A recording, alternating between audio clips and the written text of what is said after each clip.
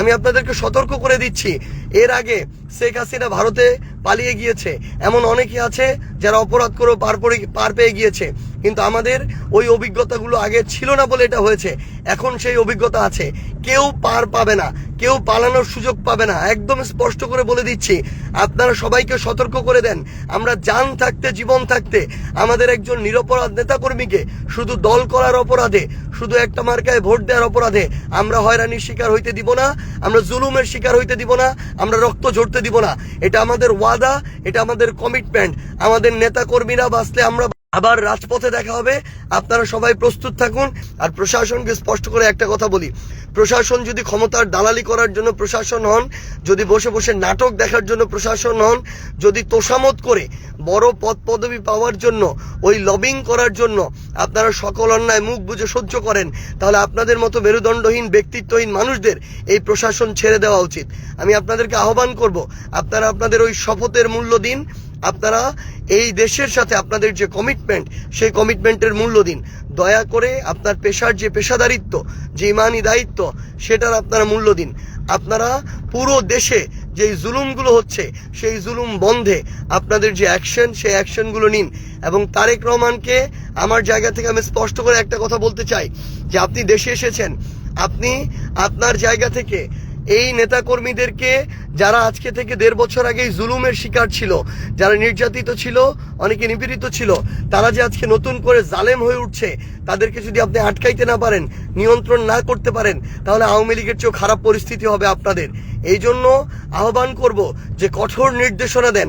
পুরা স্থানীয় পর্যায়ে আপনাদের নেতারা যে ভয়ের রাজ্য কায়েম করছে, আপনাদের নেতাকর্মীরা যে একটা বুনো উল্লাস করছে, মানুষের বাড়িতে হামলা করে, মানুষের উপরে হামলা করে, রক্ত ঝরিয়ে, এই বুনো উল্লাস আপনার থামাইতে হবে। গতকালকে নির্বাচনের প্রাথমিক যে ফলাফল, সেই ফলাফল যখন দেয়া শুরু হয়েছে, তখন থেকে শুরু করে এখন পর্যন্ত অনবরত আমাদের নেতাকর্মীদেরকে হুমকি দেওয়া হচ্ছে, তাদের উপরে হামলা করা হচ্ছে, তাদের বাড়িঘর, দোকানপাটে হামলা করা হচ্ছে। এমন অনেকে আছেন যারা তাদের ভয়ে এখন বাড়িতে থাকতে পারছেন না। এবং আমাদের অনেক নেতাকর্মীরা এখন আমাদেরকে বারবার ফোন দিচ্ছেন যে রাতের অন্ধকারে যেন তাদেরকে কেউ শনাক্ত যখন করতে পারবে না, তখন তারা তাদের জায়গা থেকে হামলাগুলো বেশি করে চালাচ্ছেন। একটু আগে আমার ইউনিয়নের আরেক প্রান্তে 2 নম্বর ওয়ার্ড গুঞ্জরমারি বাজার সংলগ্ন, সেখানে আমার ওয়ার্ড সেক্রেটারির বাড়ি, সেই জায়গায় ওয়ার্ড সেক্রেটারির বাড়ি ঘরে বিএনপির ছেলেপেলে গিয়ে সন্ত্রাসী কায়দায় মিছিল নিয়ে গিয়ে সেখানে হামলা চালিয়েছে, তাদের উপর আক্রমণ করেছে। আমরা এখানে আমাদের ক্ষমতার জন্য রাজনীতি করতে আসি নাই। আমাদের নেতাকর্মীদের গায়ে স্পর্শ করার আগে সেটা আমাদের শরীরের উপর দিয়ে যাইতে হবে। তাই এখন রাত প্রায় 11টা বাজতে চলেছে, আমি আমার ওই নেতাকর্মীর বাসার দিকে যাচ্ছি। আমরা দেখতে চাই যে বিএনপির নেতাকর্মীরা তারা কত বড় সন্ত্রাসী হইতে পারে, কত হামলা করতে পারে, রক্ত ঝরাইতে পারে, জীবন নিতে পারে। আমরা আমাদের জায়গা থেকে এটা দেখতে চাই।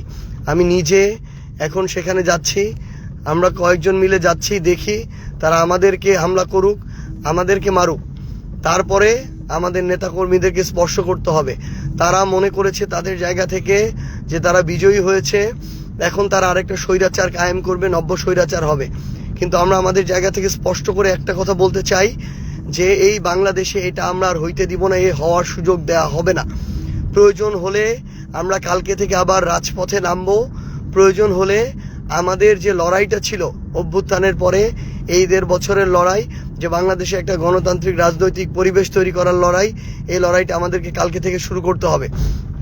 আমরা আমাদের সকল নেতাকর্মীদেরকে, আমি আমার জায়গা থেকে স্পষ্ট করে বলতে চাই, 11 দলীয় জোটেরও আপনারা যারা রয়েছেন আপনাদেরকে স্পষ্ট করে বলতে চাই, আমরা আমাদের জায়গা থেকে শুধু আমাদের দলীয় রাজনীতিটা করি, আমরা মানুষের রাজনীতি করি।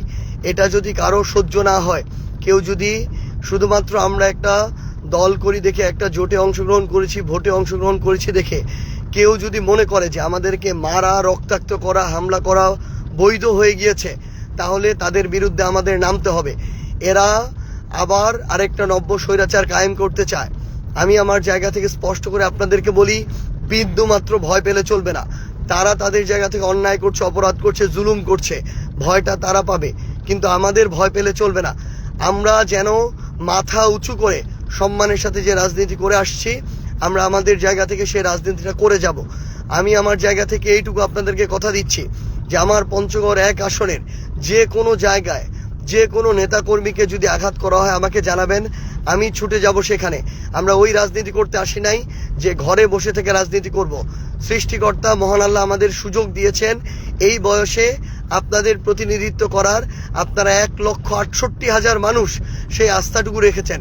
আমরা রক্ত দিব, জীবন দিব, কিন্তু আপনার যে আস্থার যে আমানত, সেই আমানত আমরা রক্ষা করব ইনশাআল্লাহ। আমি আমার জায়গা থেকে এখন গুঞ্জরমারি বাজারের দিকে আসছি। সেখানে নাকি 2-3 জন নব্য স্বৈরাচার তৈরি হয়েছে, যারা মনে করছে যে তারা জিতেছে দেখে সেখানে তারা আরেকটা ত্রাসের রাজত্ব কায়েম করবে, দাসের রাজত্ব কায়েম করবে। তাদের কথা মতো মানুষকে উঠতে হবে, চলতে হবে, বসতে হবে। এবং তারা তাদের জায়গা থেকে মনে করছে যে কেউ আর অন্য দলের রাজনীতি করতে পারবে না। যারা শাপলাকলির ভোট করেছিল, যারা সার্জিস আলমের সাথে রাজনীতি করেছিল, তাদের আর বেঁচে থাকার অধিকার নাই। যারা এটা মনে করে তাদের বিরুদ্ধে আমাদের আরেকটা লড়াইয়ে নামতে হবে। এই লড়াইটা হচ্ছে আগামীতে নব্য কোনো স্বৈরাচার তৈরি না হতে দেওয়ার যে লড়াই, সেই লড়াই। আমি আপনাদেরকে আহ্বান করব, পুরো পঞ্চগড় 1 আসন সহ পুরো বাংলাদেশে আপনারা যারা আজকে আপনাদের উপর হামলা হচ্ছে, জুলুম হচ্ছে, নির্যাতন হচ্ছে, আপনারা রাজপথে নেমে আসুন। মনে রাখবেন, আমরা যদি একবার ছাড় দেই তারা মাথায় উঠে যাবে, তারা গলা চেপে ধরবে, তারা আপনার ঘর পর্যন্ত চলে আসবে, পরিবারের মানুষ পর্যন্ত চলে আসবে। তারা আপনার জান নিতেও বিন্দুমাত্র দ্বিধা করবে না। তারা বিগত 1.5 বছরে নিজেদের ভাইদের, রাজনৈতিক দলের সহকর্মীদের পর্যন্ত 150 থেকে 200 জনের জান নিয়েছে। আমার আপনার জান তাদের কাছে বিন্দুমাত্র মূল্য থাকে না। সেই জায়গায় আপনারা প্রতিবাদ জানান, ঘরে বসে থাকবেন না, বিন্দুমাত্র আপনাদের জায়গা থেকে ভয় পাবেন না। মনে রাখবেন, অপরাধ তারা করছে, তারা জুলুমকারী, তারা ভয় পাবে। আমরা তো কোনো অপরাধ করি না, আমরা আমাদের রাজনৈতিক দল করি। আমরা আমাদের জায়গা থেকে আমরা আমাদের নির্বাচনটা করেছি। তারা ভোটে ইঞ্জিনিয়ারিং করেছে, ভোট চুরি করেছে প্রশাসনের সহযোগিতায়। এই ভয় তো তাদের থাকবে, তাদের কলিজাটা ছোট থাকবে। আমরা মানুষের ভালোবাসায় বিনা টাকায় এই নির্বাচন করে এত ভোট অর্জন করেছি। তারা তো কোটি কোটি টাকা করে লুটপাট করেছে এতদিন ধরে, সেই টাকা খরচ করেছে। এখন আবার তারা যদি, আমরা যদি ছেড়ে দেই, তারা একটা লুটপাটের ভয়ের রাজত্ব কায়েম করবে, যেটা আমরা করতে দিব না। আমরা একসাথে মিলে সবাইকে নামতে হবে। যদি না নামেন, কয়দিন পরে আবার কথা বলতে পারবেন না মুখ ফুটে। আপনার যে স্বাধীনতা, ওই স্বাধীনতাটুকু আপনারা আর ব্যবহার করতে পারবেন না। কয়দিন পরে দেখবেন আবার আগের মতো আরেকটা ত্রাসের রাজত্ব কায়েম হয়েছে। এই জন্য প্রথম দিন থেকেই প্রত্যেকটা অন্যায়ের বিরুদ্ধে আমাদের একসাথে দাঁড়াইতে হবে। মনে রাখবেন, আমাদের এই রাজনীতিতে, এই পঞ্চগড় নয়, পুরো বাংলাদেশে আমাদের নেতাকর্মীদেরকে আমরা ছেড়ে যাব না ইনশাআল্লাহ। আমাদের রক্তের উপর দিয়ে, জীবনের উপর দিয়ে তাদেরকে স্পর্শ করতে হবে। আমি আমার জায়গা থেকে এখন গুঞ্জরমারিতে আসছি।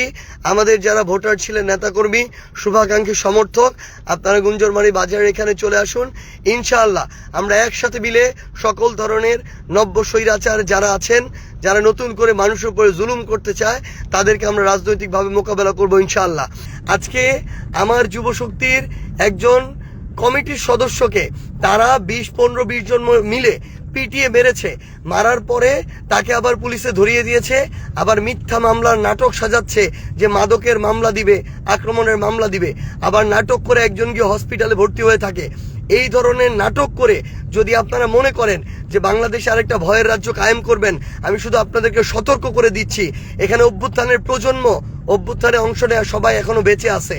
এই মানুষগুলো 16 বছর এর আগে সহ্য করেছিল, এবার কিন্তু 6 মাসও সহ্য করবে না।